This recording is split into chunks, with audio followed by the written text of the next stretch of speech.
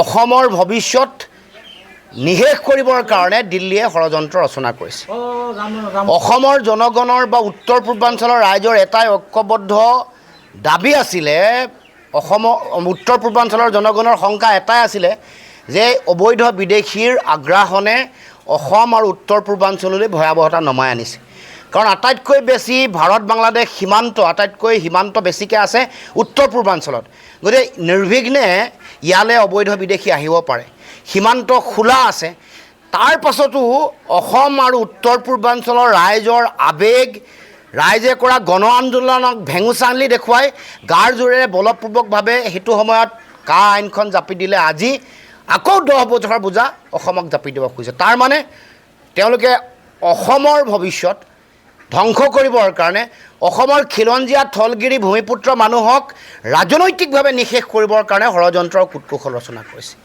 এই লক্ষ্য ৰাজনৈতিকভাৱে নিশেষ কৰা, এই লক্ষ্য ভাষিক, সাংস্কৃতিক আৰু অৰ্থনৈতিকভাৱে অসমৰ সমাজ আৰু অসমৰ জাতীয় জীৱনক বিপন্ন কৰিবৰ কাৰণে দিল্লীয়ে এই ষড়যন্ত্ৰৰ কূটকৌশল ৰচনা কৰিছে। অসমৰ মুখ্যমন্ত্ৰী হিমন্ত বিশ্ব শৰ্মাই 2021 চনৰ নিৰ্বাচনৰ আগত শিৰ ফুলাই কৈছিল যে 14 চনলৈকে চিলমোহৰ মাৰি দিয়া হ'ল আৰু বিদেশী বুজাত আৰু অসমে ল'ব নালাগে। আমি তেতিয়াই কৈছিলোঁ যে এইখন আইনৰ যোগেদি বাটটো মুকলি হৈ আছে। 43 বছৰৰ অতিৰিক্ত বিদেশীৰ বুজা এতিয়া আৰু 10 বছৰ যোগ কৰি 53 বছৰৰ বিদেশীৰ বুজা জাপি দিবলৈ উঠি পৰি লাগিছে।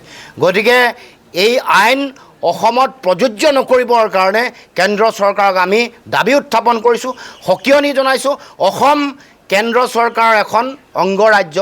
অসমক যদি দিল্লীৰ তেওঁলোকে বা ভাৰতৰ অংগ বুলি ভাবে, ভাৰতবৰ্ষৰ আন নাগৰিকৰ দৰে ইয়াৰ যিসকল পুৰণা বাসিন্দা, ইয়াৰ যিসকল স্থানীয় বাসিন্দা, তেওঁলোকৰ যদি ভৱিষ্যত সুৰক্ষিত কৰি ৰখাটো বিচাৰে, আইনেই হওক বা অতিৰিক্ত 10 বছৰৰ যোগেদি 53 বছৰ সম্পূৰ্ণ যিটো বিদেশীৰ বোজা জাপি দিব খুজিছে, এইবোৰ অসমত যাতে বলবৎ নহয় তাৰ কাৰণে দিল্লীয়ে ব্যৱস্থা গ্ৰহণ কৰিব লাগিব। অসমৰ ভৱিষ্যত নিশেষ কৰিবৰ কাৰণে দিল্লীয়ে ষড়যন্ত্ৰ ৰচনা কৰিছে।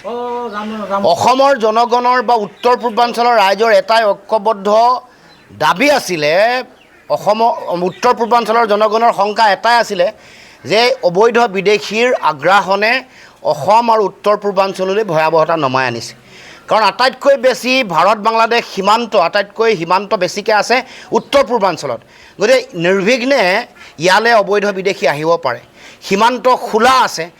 তাৰ পাছতো অসম আৰু উত্তৰ পূৰ্বাঞ্চলৰ ৰাইজৰ আৱেগ, ৰাইজে কৰা গণ আন্দোলনক ভেঙুচালি দেখুৱাই গাৰ জোৰেৰে বলপূৰ্বকভাৱে সেইটো সময়ত আইনখন জাপি দিলে আজি আকৌ 10 বছৰৰ বোজা অসমক জাপি দিব খুজিছে। তাৰ মানে তেওঁলোকে অসমৰ ভৱিষ্যত ধ্বংস কৰিবৰ কাৰণে অসমৰ খিলঞ্জীয়া থলগিৰি ভূমিপুত্ৰ মানুহক ৰাজনৈতিকভাৱে নিশেষ কৰিবৰ কাৰণে ষড়যন্ত্ৰৰ কূটকৌশল ৰচনা কৰিছে।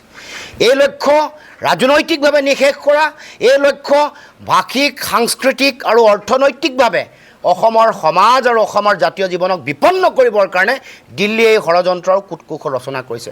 অসমৰ মুখ্যমন্ত্ৰী হিমন্ত বিশ্ব শৰ্মাই 2021 চনৰ নিৰ্বাচনৰ আগত শিৰ ফুলাই কৈছিল যে 14 চনলৈকে চিলমোহৰ মাৰি দিয়া হ'ল আৰু বিদেশী বুজাত আৰু অসমে ল'ব নালাগে। আমি তেতিয়াই কৈছিলোঁ যে এইখন আইনৰ যোগেদি বাটটো মুকলি হৈ আছে। 43 বছৰৰ অতিৰিক্ত বিদেশীৰ বুজা এতিয়া আৰু 10 বছৰ যোগ কৰি 53 বছৰৰ বিদেশীৰ বুজা জাপি দিবলৈ উঠি পৰি লাগিছে। গতিকে এই আইন অসমত প্ৰযোজ্য নকৰিবৰ কাৰণে কেন্দ্ৰ চৰকাৰক আমি দাবী উত্থাপন কৰিছোঁ, সকিয়নি জনাইছোঁ। অসম কেন্দ্ৰ চৰকাৰৰ এখন অংগৰাজ্য। অসমক যদি দিল্লীৰ তেওঁলোকে বা ভাৰতৰ অংগ বুলি ভাবে, ভাৰতবৰ্ষৰ আন নাগৰিকৰ দৰে ইয়াৰ যিসকল পুৰণা বাসিন্দা, ইয়াৰ যিসকল স্থানীয় বাসিন্দা, তেওঁলোকৰ যদি ভৱিষ্যত সুৰক্ষিত কৰি ৰখাটো বিচাৰে, আইনেই হওক বা অতিৰিক্ত 10 বছৰৰ যোগেদি 53 বছৰ সম্পূৰ্ণ যিটো বিদেশীৰ বোজা জাপি দিব খুজিছে, এইবোৰ অসমত যাতে বলবৎ নহয় তাৰ কাৰণে দিল্লীয়ে ব্যৱস্থা গ্ৰহণ কৰিব লাগিব।